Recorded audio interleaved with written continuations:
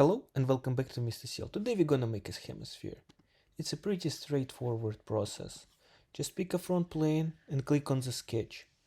Now you will select this tool, arc tool, where you create the center, right? You pick the center and after that you draw out.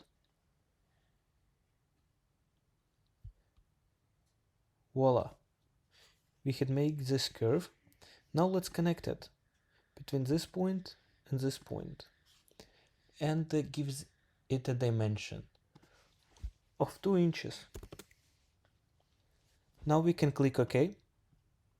And now we can go ahead and revolve it. And we will revolve it around this axis. But we don't want to revolve it all the way. So we will pick the one direction and we will change the setting to a 90 degrees. Now we can click OK and we got ourselves a quarter of the circle.